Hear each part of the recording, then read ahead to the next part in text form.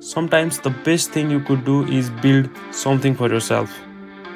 Setting up a room is not just pleasing to your eyes, but also it makes you more productive and get the best version out of you. Yes, म चाहिँ मेरो रुमको budget friendly setup गर्न गइरहेको छु. A table, a chair and few things more. Hello guys, welcome to the channel. म पहिले के अरे सेयर्ड रुममा बस्थेँ होइन. अहिले चाहिँ मेरो रुममेट गयो, त्यसपछि त्यो स्पेस खाली भयो. त्यो खाली स्पेस चाहिँ आज म टेबल सेबल हालेर सेटअप गर्नेवाला छु होइन. त्यसमा चाहिँ मलाई यी दुईजनाले हेल्प गर्छन् होइन. यी दुईजना भने चाहिँ एउटा विश्वास,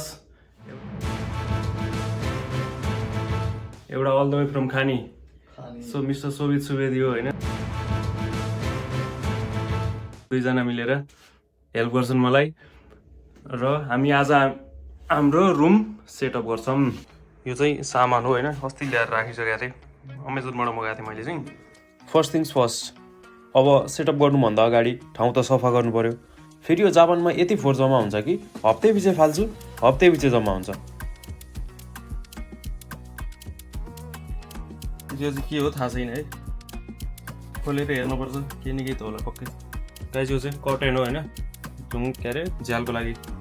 झ्याल भन्दा पनि झ्याल ढोका एउटै हो.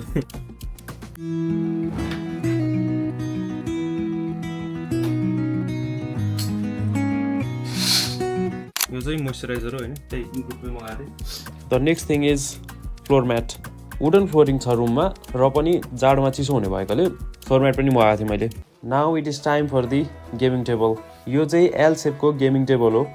मेरो एक्ज्याक्टली पर्पज चाहिँ गेमिङ नभए पनि वर्क स्पेस ठुलो चाहिएकाले मैले यो टेबल मगाएको थिएँ. प्लस यो चाहिँ एल सेपको भएकोले रुममा त्यति स्पेस चाहिँ खाँदैन, तर वर्किङ स्पेस चाहिँ टन्नै हुन्छ. र यो कम्प्लिट टेबल चाहिँ एउटा बक्समा आउँछ डिसएसेम्बल्ड. त्यसलाई चाहिँ आफैले निकालेर एसेम्ब्ली म्यानुअल हेर्दै एसेम्ब्ली गर्नुपर्छ. र हामीलाई चाहिँ यो एसेम्ब्ली गर्न लगभग 1 घन्टा जति लागेको थियो होइन, 3 जना मिलेर. विश्वासमा ड्रइङ हेरेर हामी यहाँ कसिरहेको छौँ. यो टेबल चाहिँ मैले किन व्हाइट कलरको किनेको भने मेरो रुम सानो छ र यदि कसैको रुम सानो छ भने लाइट कलरको फर्निचर, लाइट कर्टेन युज गर्ने हो भने चाहिँ रुम एकदम स्पेसियस देखिन्छ. र जब यो टेबलको एसेम्ब्ली सक्यो, I was really satisfied with the product. एकजनाको लागि चाहिँ एकदम कम्प्याक्ट र एकदम कम स्पेस खाने एकदम बेस्ट प्रडक्ट लाग्यो मलाई होइन. गाइस हाम्रो टेबल रेडी भइसकेको छ. अब हामी चेयर बनाउँछौँ होइन. चेयर बनाउन एकछिन ब्रेक लिने, अनि मात्रै लास्ट थाक्यो यो गर्दा गर्दा पनि.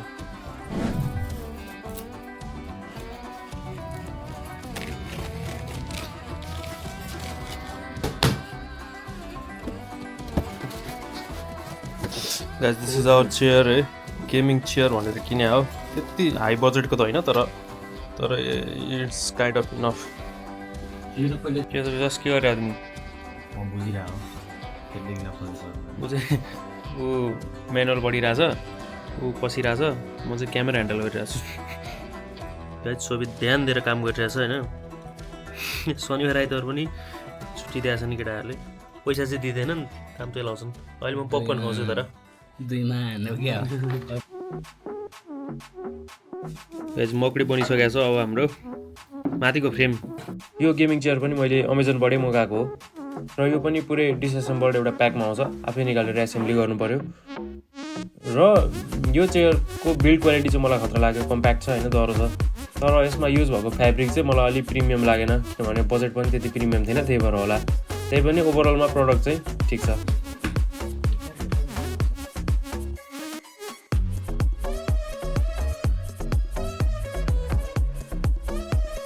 गाइस हाम्रो टेबल र चेयर सेटअप भइसकेको छ होइन. केटाहरूले मेहनत गरेर भने बनाइ चाहिँ सके. फोनको क्यामेराको लागि भनेर एउटा लेन्स प्रोटेक्टर मगाएको थिएँ.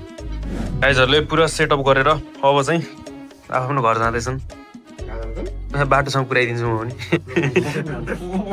आफ्नो रुम जाँदैछ.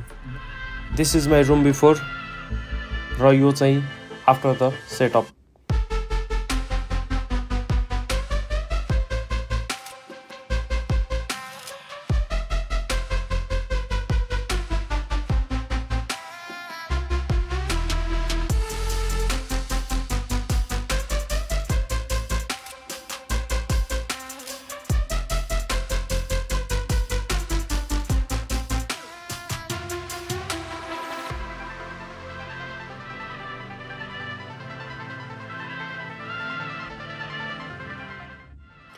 So guys this is my budget friendly setup.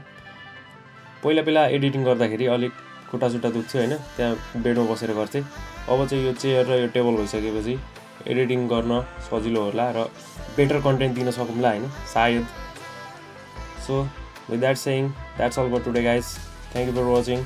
Do support us, will keep you entertaining. Peace off guys.